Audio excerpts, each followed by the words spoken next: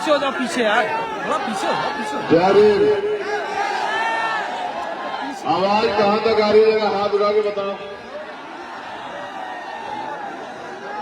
एक समस्या है, जरा गौर से सुन लो। एक समस्या है, आप और मैं जानते हैं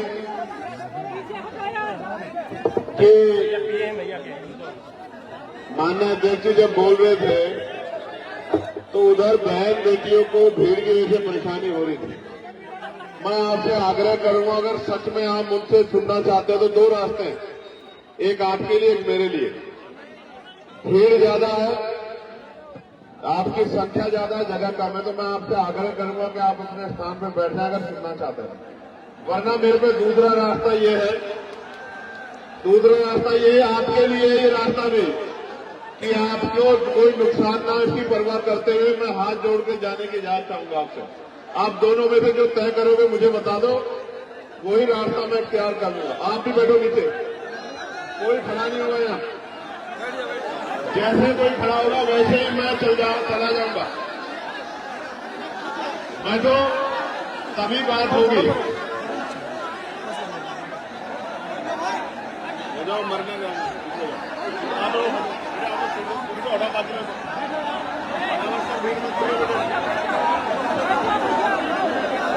मीडिया के भाइयों को छोड़ के बाकी मूछों पे ताओ बैठ के दे लो, मैं खड़ा हूं। भाई बैठ जाओ, बैठ जाओ। अब अगर आप खड़े हो तो मैं छोड़ दूंगा, सीधी बात है। देखो, बिल्कुल ये वाले भी जब तक नहीं बैठेंगे बात नहीं होगी।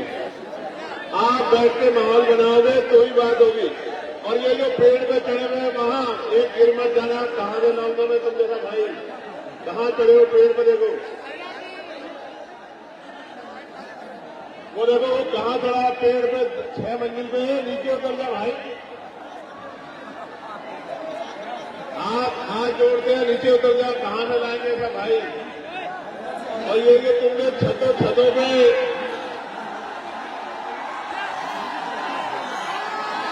और इधर और उधर तुमने जो ये महफिल आज सजाई है हरदोई में, और आपकी प्रशंसा में शब्द नहीं है हमारे पास। आज बैठ के व्यवस्था करा दो तो बात हो जाए, वरना मीडिया से अपनी बात रख के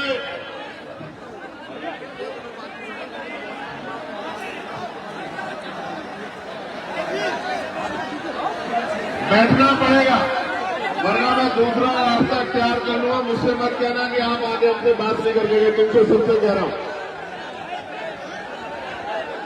आखिर 1 मिनट इंतजार करूंगा, उसके बाद नहीं करूंगा। आपको पता है ना मैं अपनी बात का कितना पाबंद हूं।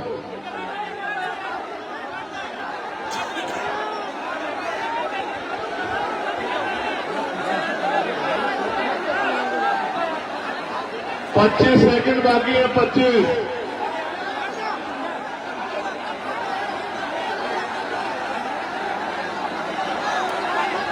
दस सेकंड बाकी है, 10।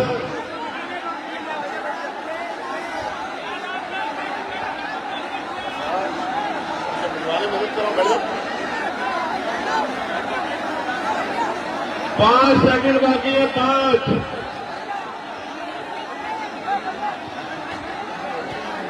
4, 3, 2,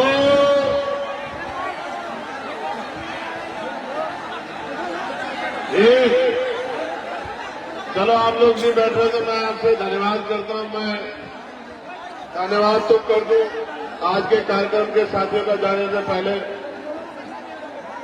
मैं धन्यवाद करूंगा छोटे भाई और हमारे नेता डॉक्टर कुलदीप भार्गव जी का, जो प्रदेश संयोजक है भीम आर्मी के, छोटे भाई विकास बाबू का, डॉक्टर देव खुर्शीद साहब का, शैलेंद्र राजवंशी जी का, हमारे नेता सौरभ किशोर साहब का, इमरान खान साहब का, अमित गौतम साहब का, अनीश गाजी साहब का, अरविंद राजवंशी जी का, संतोष गौतम जी का, राकेश राजवंशी जी का, विश्वदेव चौधरी जी का, दिनेश गौतम जी का, सुशील गौतम जी का, धर्मेंद्र घोष जी का, सौरभ भारती जी का, राजा राम माथुर जी का, हरेंद्र कुमार जी का, विनोद गौतम जी का, प्रेमचंद प्रधान जी का, संजय रावत जी का, श्री भुरन जी का, रोहित चौधरी जी का धन्यवाद।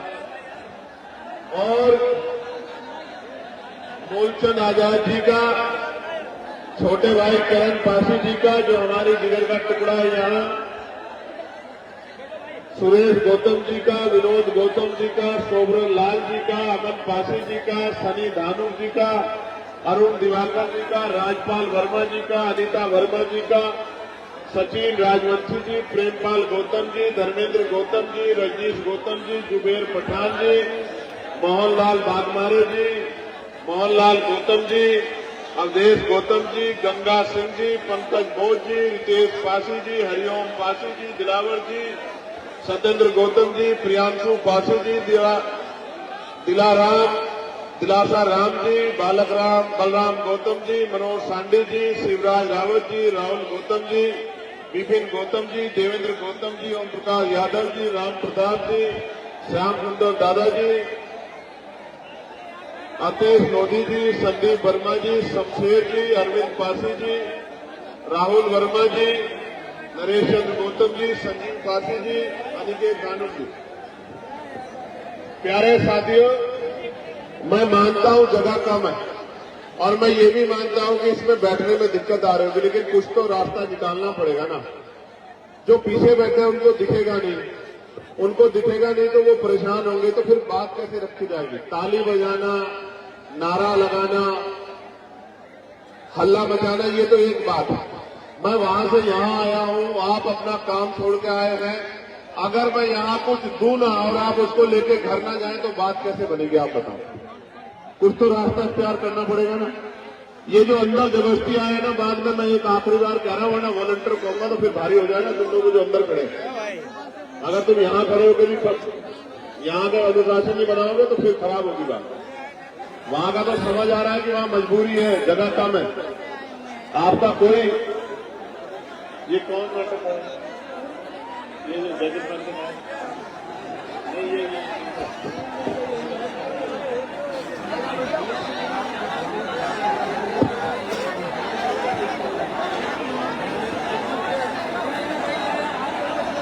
बैठो बच्चों, बैठो, प्यारे भाइयों बैठ जाओ, बैठ जाओ, आज बैठ जाओ। आज के बाद बैठने को नहीं कहूंगा, आज बैठ जाओ। आज के बाद तो आपको बैठने के लिए नहीं, आज के बाद बैठने के लिए, खड़ा होने के लिए कहने आया, इसलिए आज बैठ जाओ।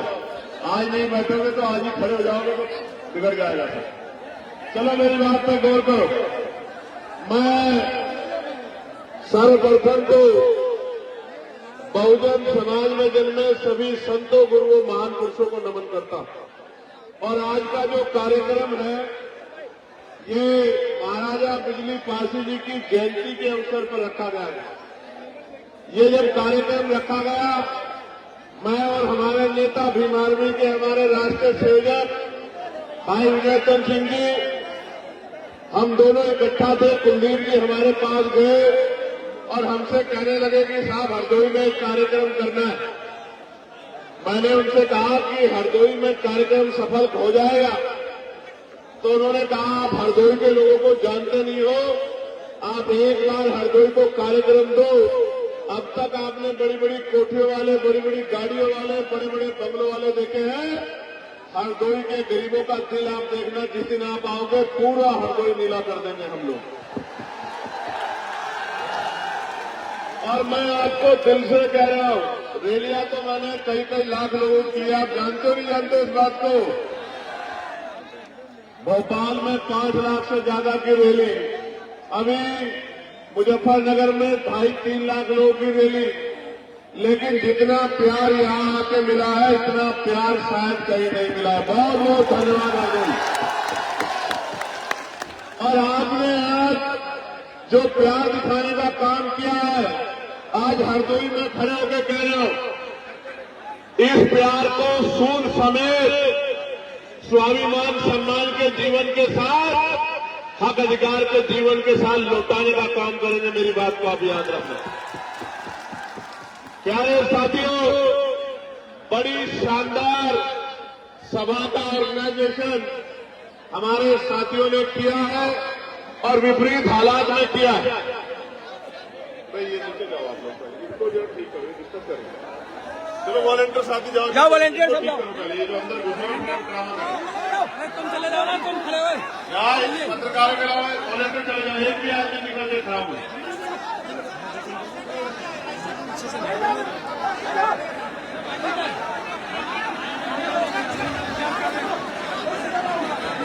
ये पुलिस से पूछो यार, ये उनका काम है। उनको ये लोग नहीं दिखाई दे रहे, इनमें से कोई विरोधी आके गोली भी चला सकता है, ये उनका काम है। लेकिन कमजोर वर्गों के नेताओं की कोई हैसियत नहीं है इस देश में, हम समझते हैं इस बात को। हम क्या भूल जाएंगे इस बात को कि पुलिस क्या कर रही थी? हम पे आंखें नाक काट नहीं है कि हम लोग व्यवस्था करना, जहां सरकारी कर्मचारी लगा के प्राइम मिनिस्टर की रैलियां होती है, वहां हमसे क्या कहलाना चाहते हैं हम नहीं जानते क्या हमसे ज्यादा लोग हैं किसी के पास? हमें नहीं पता। हम एक ऐलान कर देंगे कि दिल्ली लखनऊ दिल्ली वालों की टांगे और कुर्सियां दोनों हिल जाएंगी, हम जानते नहीं कि अपने संगठन की शक्ति को। जिनको आज हल्के में ले रहे हैं वो कल राजकाज में बैठेंगे लखनऊ में, फिर उस दिन आपसे बात होगी। मेरी बात को आप याद रखना। क्या हम लोग भूलने वाले लोग हैं? नहीं, हम भूलने वाले लोग नहीं। हम सबका सम्मान करते हैं। मैं साथियों से कहूंगा कि वो बैठ जाए। बहुत इंपॉर्टेंट बातें करनी है, वो बैठ जाएंगे तभी बात बनेगी, वरना अव्यवस्था बनती रहेगी। कुछ तो ये लोग मदद नहीं कर रहे, कुछ लोग आप ज्यादा उत्साह में, खराब हो रही है चीजें, तो बात करने का फ्लो ही नहीं बन पाएगा, फिर खराब हो जाएगा। फिर तो नमस्ते, सलाम, आदाब, सत श्री अकाल, जय भीम होकर खत्म करना पड़ेगा।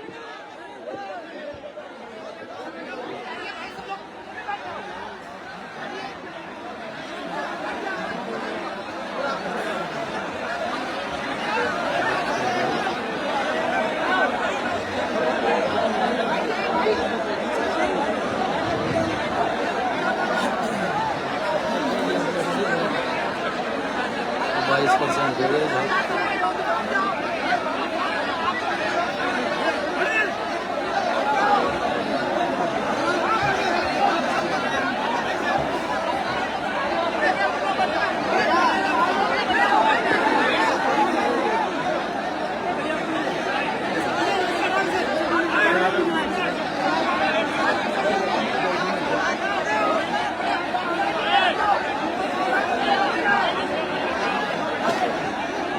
जितना संभाल सकते हो संभाल लो।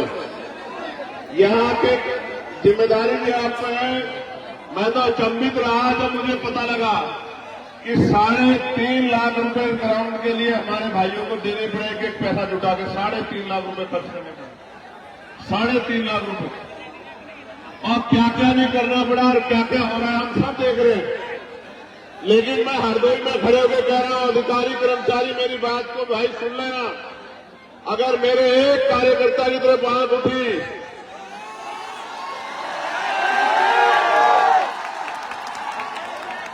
वो सुनाता आपने पार्लियामेंट में, मैं सुनाता हूं आपको। मैं कहना नहीं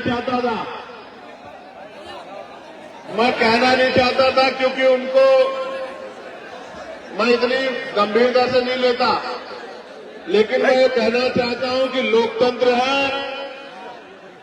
अगर मेरे एक कार्यकर्ता की तरफ आंख उठी तो इस बार हरदोई पैदल आऊंगा, मेरी बात को याद रखना।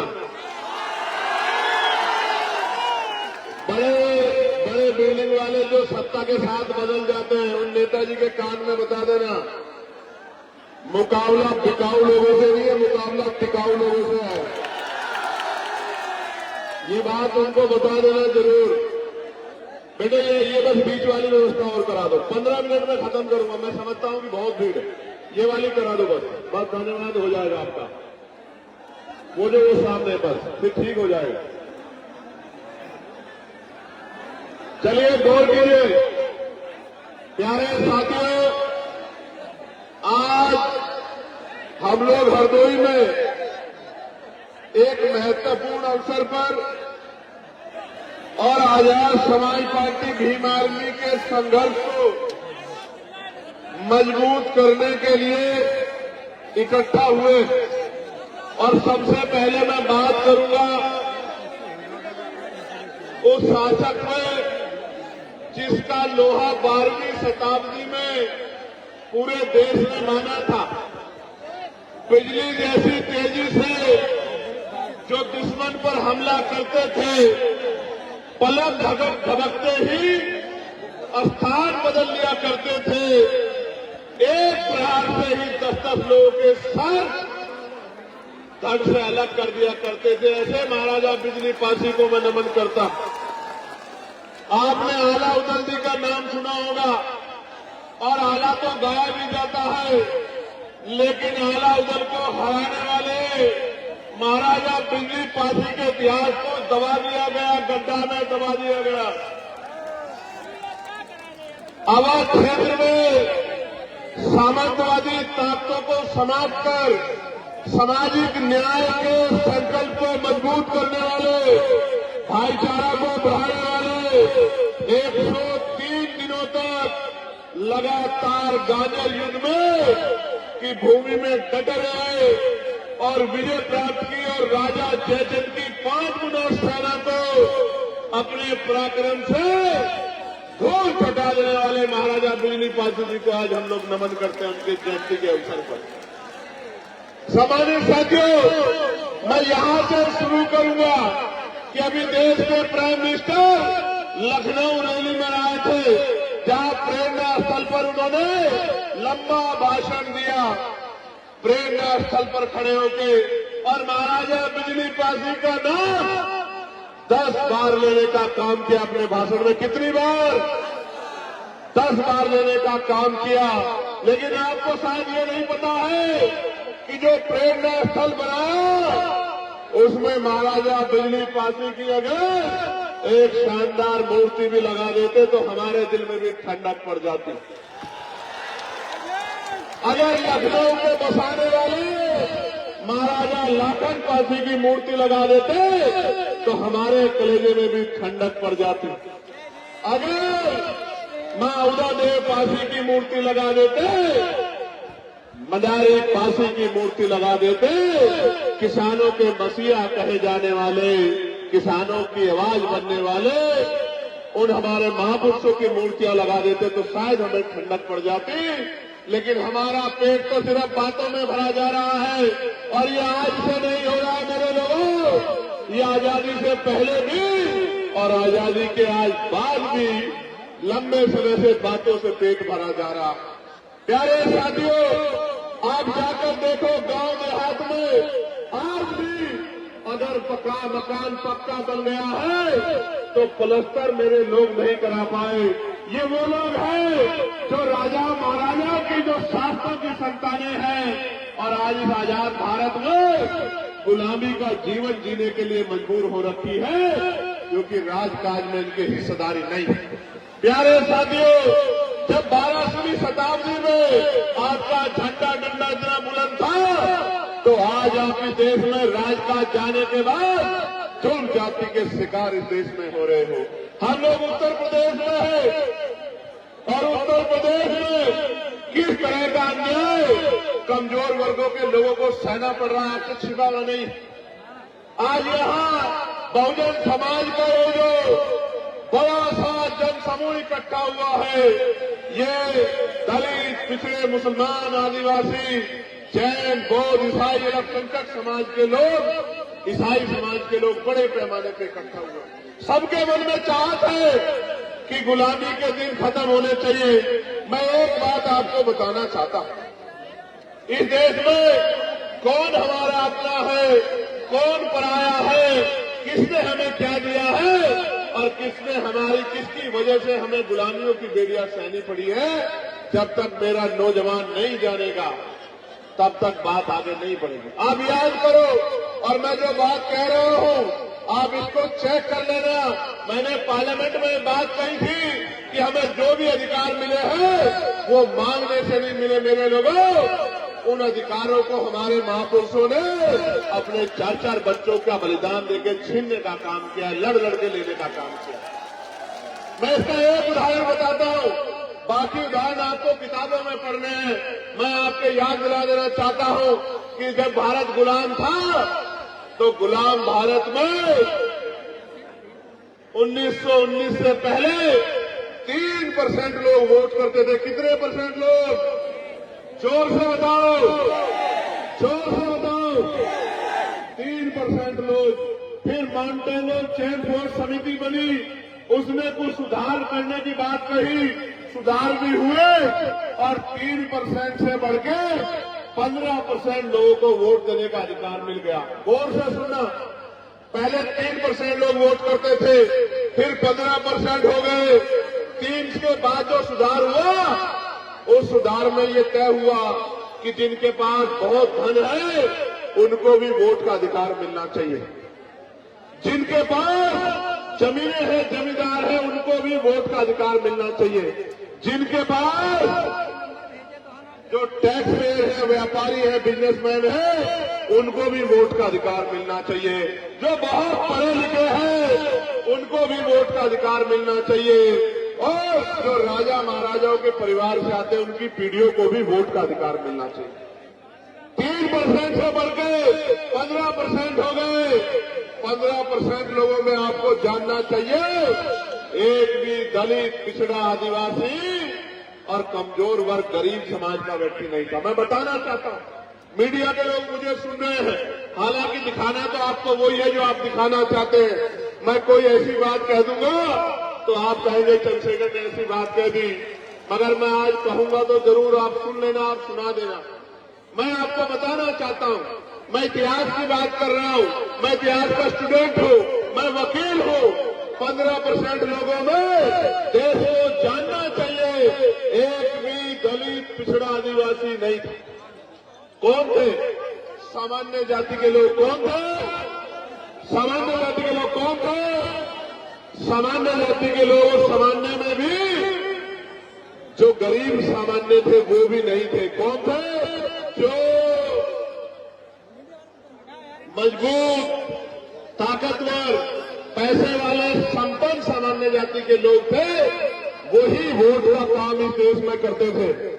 वही वोट का काम इस देश में करते थे और उन्हीं के द्वारा सरकारें अंग्रेजों के राज में चुनी जाती थी। मैं आपको एक और जानकारी देना चाहता हूं। मेरी माए बहनें बहुत बड़ी पैमाने पे आई हैं अपने बच्चों को आशीर्वाद देने। मैं आपको बताना चाहता हूं, एक भी महिला को किसी भी जाति, किसी भी धर्म की हो, वोट डालने का अधिकार भारत में नहीं था। ये वोट का अधिकार कैसे मिला? किसने दिलाया?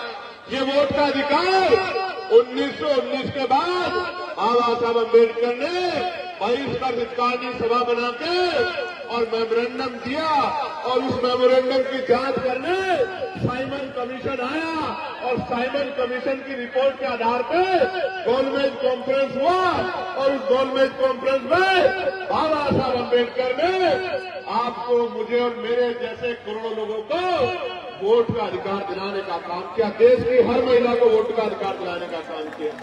इसलिए समझो, ये वोट हमें मांगने से नहीं मिले। मेरे लोगों, मेरे भाइयों, मेरे बड़े अभिभावकों, मेरी माँ, मेरी बच्चियों, मेरी बहनों, मेरी दादियों, चाचियों, ये वोट का अधिकार बाबा साहब अम्बेडकर के 4 बच्चों की कुर्बानियों से मिला है। मेरी बात को आप याद रखना।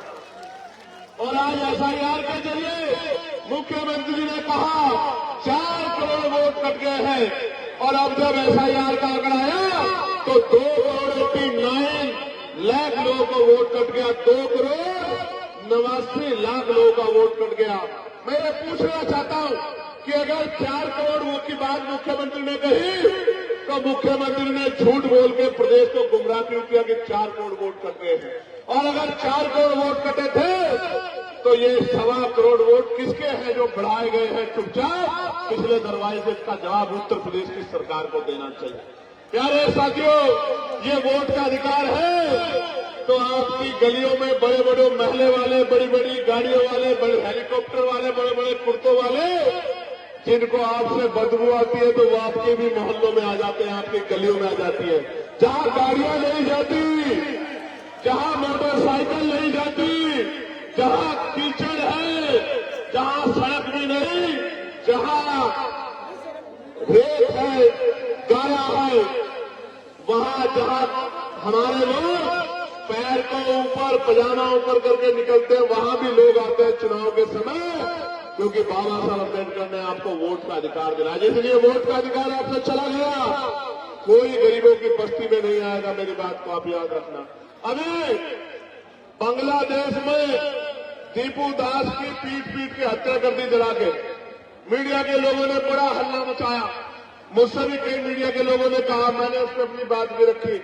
मेरा कलेजा छन्नी होता है जब दीपू दास को वहां मारकर जलाया जाता, मेरा कलेजा छन्नी होता है।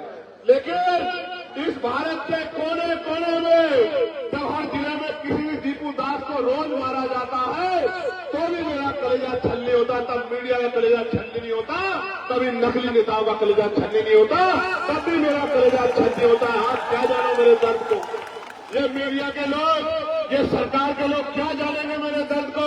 जब राजस्थान में मटकी छूने पे इंद्र मेघवाल को मारा जाता है, जब मूछे रखने पे जितेंद्र मेघवाल को मारा जाता है, जब ओम प्रकाश रहकर फांसी लगा लेता है, जब पूरे प्रदेश में, उत्तर प्रदेश में मेरी बच्चियों को नोचा जाता है, उनके कपड़े फाड़े जाते हैं, तो मेरा कलेजा छल्ली होता है। तुम्हें क्या पता मेरे दर्द का। जिस दिन चंद्रशेखर आजाद इन गरीबों की ताकत से आगे बढ़ गया, किसी गुंडे की हिम्मत नहीं होगी मेरी बच्ची की तरफ हाथ उठा के देख ले। याद रखना मेरी बात। अभी तो मौसम बदल रहा है, अभी मौसम बदल रहा है, तो ये मुझसे कहते हैं आप बोलते नहीं हो, बोलते नहीं हो। मैं तो रोज बोलता, मैं जानता अगर कहीं किसी में अन्याय होगा तो भीम आर्मी के लोग बोलेंगे, आजाद समाज पार्टी के लोग बोलेंगे। लेकिन मैं आपसे जानना चाहता हूं, जब आप भूखे सोते हो तो क्या किसी महल वाले का दुख होता है क्या? जब आप प्यासे सोते हो, प्यासे रहते हो, किसी बड़ी गाड़ी वाले को दर्द होता है क्या मेरे लोगों? जब आपकी जेब में पैसे नहीं होते और आपको सामान खरीदना होता है, बाजार में निकलते हो, पेट में हाथ भर के वापस आ जाते हो, अपने सपनों को तोड़ देते हो, क्या किसी पैसे वाले को, किसी नेता को दर्द होता है क्या? दर्द होता है तो आपके भाई भीम आर्मी के एक सिपाही को दर्द होता है, आजाद समाज पार्टी के एक सिपाही को दर्द होता है। कब तक इस आजाद भारत में ये मेरा शासक समाज कब तक गुलामी का जीवन जिएगा? ये फैसला हमें आज नहीं तो कल करना होगा। आप उठा के देखो, जो मेरा कलेजा पूछना चाहते थे, जो पूछना चाहते थे चंद्रशेखर क्यों कम बोलते हैं ऐसे मामलों में, मैं उनको पूछना चाहता हूं। एनसीआरबी का डाटा कहता है कि लाखों महिलाओं के साथ रेप हत्याएं होती है। आप जाति का डिडोरा लेके घूमते हो, मैं गारंटी देके कहता हूं 90% बच्चियां SC, ST, OBC और माइनॉरिटी समाज की हैं। आप उठा के देख लो। तो तब इस मीडिया का कलेजा छन्नी क्यों नहीं होता? तब इस सरकारों का कलेजा छन्नी क्यों नहीं होता? जब कुर्सी में बैठ के और अपराधियों को बचाने का काम करते हो, तब आपका कलेजा छन्नी क्यों नहीं होता? प्यारे साथियों, हरदोई लंबे समय से राजनीतिक कमजोरी बहुजन समाज के लिए बनी हुई है, लेकिन मैं आज की शक्ति को देख के कह सकता हूं, मैं सोचता था, मैं माफी चाह रहा हूं, मैं झूठ नहीं बोल पाता। मैं सोचता था पश्चिम में आंदोलन मजबूत है, मैं ऐलान करके कह सकता हूं कि इस मिट्टी पे आंदोलन सबसे ज्यादा मजबूत है। मैं दिल से धन्यवाद करता हूं। प्यारे साथियों, आप ये बताओ, जब तक आपकी जेब में पैसा नहीं आएगा, गौर से सुनना मेरी बात, जब तक मेरे भाइयों, जहां तक आवाज जा रही है, जहां जिस हालात में उसी में सुन लो, क्योंकि अगर एक दूसरे को बिठाने के चक्कर में पड़ोगे तो चीजें खराब हो जाएगी। आपको अगर सुई भी लगेगी तो मेरा कलेजा छन्नी होगा। आप मेरी पीड़ा को समझो। मैं आपको पूछना चाहता हूं, जब तक इस नौजवान की जेब में पैसा नहीं आएगा, जब तक पढ़े लिखे नौजवान को नौकरी रोजगार नहीं मिलेगा, आप बताओ हमारे हालात कैसे बदलेंगे? बताओ, क्या बदल सकती है? देखो मेरी बात पर गौर करो। आजाद भारत है ना, सबको बराबर के अधिकार कहता है ना संविधान, अवसर की समता है ना। मेरी माँ यहां बैठी है, मेरी माँ हाथ उठा के बता दें, अगर जिन माओं ने हवाई जहाज का सफर किया हो, जरा एक बार हाथ उठा के मुझे दिखा दें। क्यों, क्या मेरी माँ को हवाई जहाज का सफर करने के लिए अवसर नहीं मिलना चाहिए क्या? क्यों नहीं मिल रहा आपको पता है?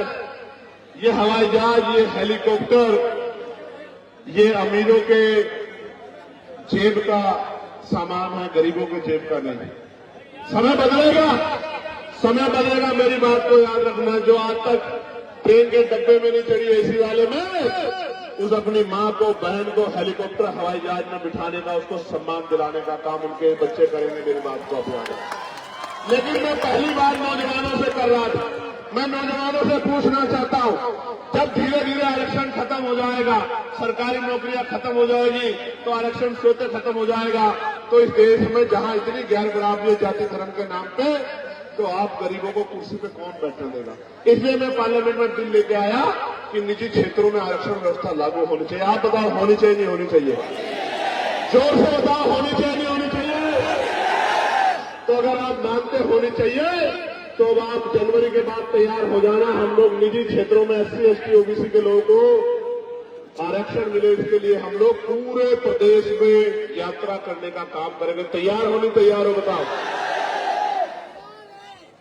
और सुनो, जितना बैकलॉग बाकी है उसको हम लोग भरवाने का काम करेंगे। मेरी बात को आप याद रखना। जब राजकाज बनेगा, बड़े बड़े हाईवे बनते हैं, बड़े बड़े मॉल बनते हैं, जमीन अधिग्रहण की जाती है, मैं आपको विश्वास दिला के कहना चाहता हूं, जैसे आज की सरकार ने बिहार में 1 रुपया लीज पे 100 साल के लिए 1 एकड़ जमीन और हजारों एकड़ जमीन अडानी साहब को देने का काम किया है, तो मेरे अडानी तो आप ही हो। मैं आपको विश्वास दिलाता हूं, राजकाज बनेगा, जिस गरीब पे जमीन नहीं है उसको हम लोग एक्वायर करके जमीन दिलाने का काम करेंगे। मेरी बात को आप याद रखें। यानी कि हर परिवार को रोजगार से जोड़ने का काम करेंगे। मैं तो पार्लियामेंट में आशा बहनों की वेतन वृद्धि, आंगनबाड़ी बहनों की वेतन वृद्धि, भोजन माताओं की वेतन वृद्धि, शिक्षा मित्रों की वेतन वृद्धि, अनुदेशकों की वेतन वृद्धि, PRD के जवानों की वेतन वृद्धि, होमगार्ड भाइयों की वेतन वृद्धि, पंचायत सहायकों की वेतन वृद्धि, चौकीदार भाइयों की वेतन वृद्धि, सबके लिए मैं पार्लियामेंट में आवाज उठाने का काम करता हूं। और पुलिस के जो भाई हैं, इनको 8 घंटे की ड्यूटी मिले, सप्ताह में 1 दिन छुट्टी मिले, बॉर्डर स्कीम खत्म हो, वेतन विसंगतियां दूर हो, बीएड के भाइयों को, जो बीएड करे भाई हैं, उनको अध्यापक की नौकरी मिले, BTC के भाइयों बहनों को नौकरी मिले, इसके लिए मैं पार्लियामेंट में लगातार आवाज उठाता हूं। लेकिन जब हमारी संख्या कम है, जब मैं आवाज उठाता हूं, तो वो सोचते हैं इस आवाज को दबा दिया जाए। कोई अधिकारी मुझे फोन करके कहता है कि आपकी संस्था छीन लेंगे। मैं उनसे यही कहता हूं हाथ जोड़ के कि वोट का अधिकार बाबा साहब ने दिया था, और वोट देके इन लोगों ने पार्लियामेंट में भेजा है। वोट देके कामयाब बनाना या कमजोर करना वो इनके हाथ में है। इनको फैसला करना है कि ये क्या चाहते हैं।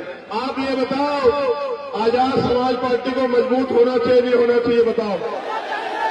आजाद समाज पार्टी की ताकत बननी चाहिए नहीं बननी चाहिए? देखो, आज किस तरह के दिन आ गए हैं कि मध्य प्रदेश में संविधान निर्माता बाबा साहब अम्बेडकर का पुतला जलाया जा रहा है। क्या ये तकलीफ दे है या नहीं, ये बताओ? क्या हमारे सीने में आग लगनी चाहिए नहीं लगनी चाहिए? मैंने सरकार को चैलेंज किया है कि अगर 72 घंटे में उन पर अपराधियों पर कार्रवाई नहीं हुई तो मैं पैदल ही ग्वालियर के लिए निकलूंगा और किसी कीमत पे पीछे हटने वाला नहीं हूं, क्योंकि हम अपने महापुरुषों का अपमान किसी भी कीमत पर नहीं सहेंगे। प्यारे साथियों, लड़ाई गंभीर है, समय कम है, काम ज्यादा है, नौजवानों की तरफ देश देख रहा है। एक वो लड़ाई थी जो आजादी का संघर्ष था, जो शहीद आजम सरदार भगत सिंह जी ने, पंडित चंद्रशेखर आजाद जी ने, सुखदेव जी ने, तमाम हमारे क्रांतिकारियों ने लड़ने का काम किया। और एक और तीसरी आजादी का संघर्ष, अधिकारों का संघर्ष अब भीम आर्मी आजाद समाज पार्टी के नेतृत्व में शुरू होने वाला है। मैं चाहता हूं कि ये आंदोलन कामयाब हो और 75 साल की ये जो बेबसी लाचारी संविधान के बावजूद भी है, ये खत्म हो। लेकिन ये तब तक खत्म नहीं होगी जब तक आप लोग मन पक्का नहीं करोगे। बताओ, मेहनत करोगे नहीं करोगे? घर घर निकल के बूथ कमेटी बनाओगे नहीं बनाओगे? मेरी बात को घर घर तक पहुंचाओगे नहीं पहुंचाओगे? अपने संगठन को मजबूत करोगे झंडे डंडे को घर तक पहुंचाओगे नहीं पहुंचाओगे? भाईचारा बनाए बगैर हम लोग कामयाब नहीं हो सकते, इस बात को आप समझो। अगर भाईचारा नहीं बनेगा बहुजन समाज में तो लड़ाई आगे नहीं बढ़ेगी। भाईचारा बनाओगे नहीं बनाओगे बताओ? मेरी बात पे गौर करो मेरे नौजवान साथियों। हमारी माए हमारा पेट पालने के लिए तमाम तरह के प्रयास करते हैं। कोई फैक्ट्री में काम करती है, कोई घर की सफाई करती है, कोई खेत में काम करती है। मेरे दिल में ये तकलीफ होती है कि जिन माओं को जो है इज्जत सम्मान की जिंदगी मिलनी चाहिए थी, उनको हम मिला नहीं पा रहे। मैं आपको विश्वास दिलाता हूँ, आपके क्षेत्रों में उद्योग धंधे लगाकर राजकाज बनने के बाद माओं को घर तक रोजगार दिलाने का काम किया जाएगा। इस बात का मैं आपको विश्वास दिलाता हूँ। नौजवान भाइयों को रोजगार दिलाने का काम किया जाएगा, पुरानी पेंशन को बहाल कराने का काम किया जाएगा, SC ST OBC के कर्मचारियों को प्रमोशन में रिजर्वेशन दिलाने का काम किया जाएगा और गरीबों के आंसू पोंछने का काम किया जाएगा। लेकिन ये तभी संभव है जब आप सड़कों पे, तो मैं आपकी क्षमता को देखता हूं, मोटरसाइकिल दौड़ाते हैं खूब। मैं डरता हूं किसी को चोट ना लग जाए। कोई मां ये ना कहे कि मेरे बच्चे को चोट लग गई, मेरे भाई को चोट लगेगी, मुझे तकलीफ होगी। लेकिन मैं आपसे आग्रह करता हूं, बहुत समझदारी से आया जाया करो। हमारे महापुरुषों ने अपने बच्चों का बलिदान हम लोगों को इज्जत की जिंदगी दिलाने के लिए किया है। अगर आप लोग डटोगे नहीं तो बात आगे नहीं बढ़ेगी। ये जो नीला पटका पहन के ये जो नीली फौज बैठी है, जरा लाना वो बात जरा उठेगी। यही सीतापुर वाला कोई बोला था ना कुछ सीतापुर वाला कोई बोला था ना। छोड़ो कौन था, इस बात पे मत जाओ। उनको उन सबके लिए मैंने नीलावाज तैयार किया है। कहा जरा लाना वो नीलावाज, जरा मैं इनको दिखा दूं। मैं उनको बताना चाहता हूं कि ये बाबा साहब के चीते हैं, बाबा साहब के। ये महाराजा पीली पासी के बच्चे हैं, ये महाराजा लाखन पासी की औलाद है। ये देख रहे हो नहीं देख रहे हो?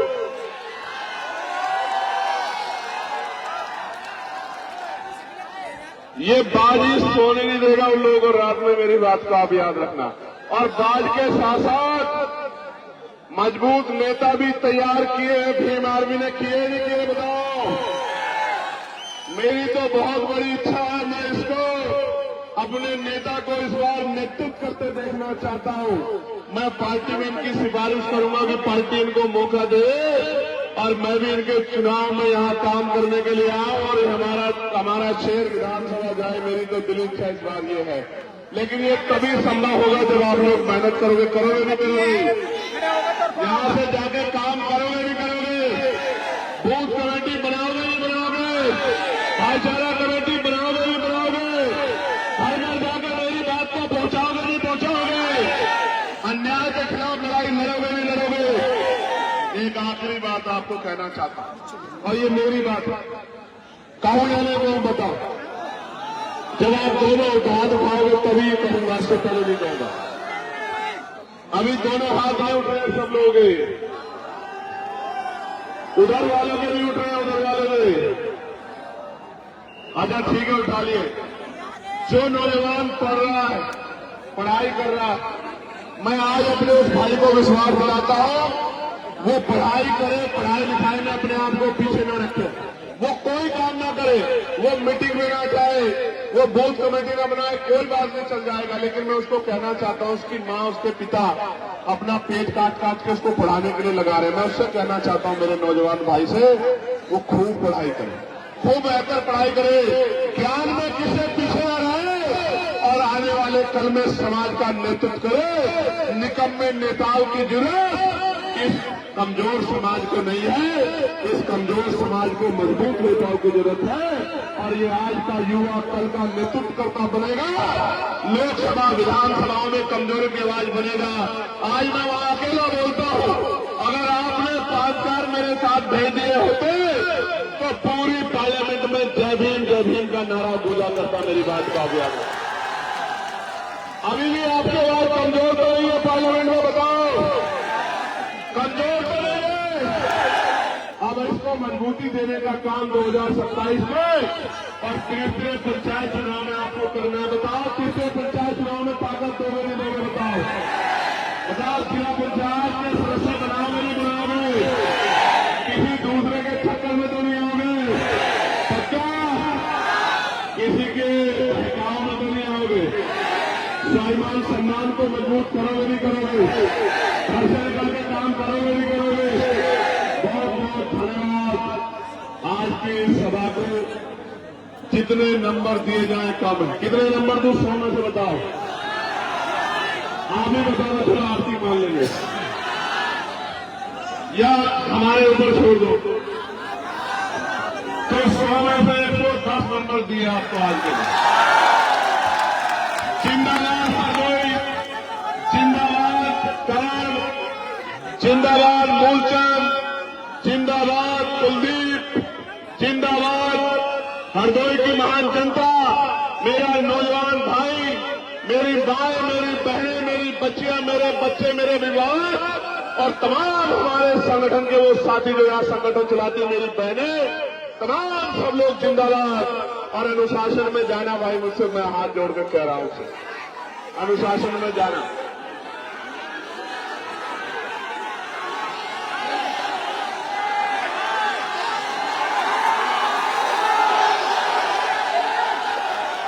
मेरी मुंह सूची तब रहेगी, सुनो, मेरी मुंह सूची तब रहेगी जब आपके घर भी महलों वालों के घरों जैसे हो जाएंगे। मेरी मुंह से सुननी शुरू हो जाएगी।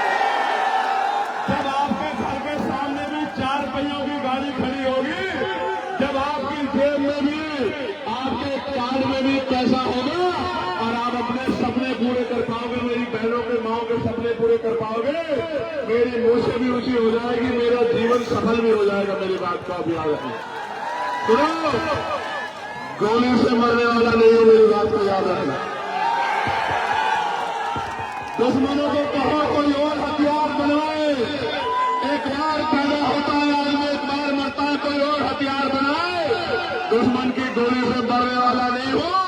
बाबा साहब का सिपाही हूं, बाबा साहब का बेटा हूं, याद रखना मेरी बात। और लाखों माँ बहनों का आशीर्वाद लेके, अपने बड़ों का, बुजुर्गों का आशीर्वाद सर पे लेके चलता हूं।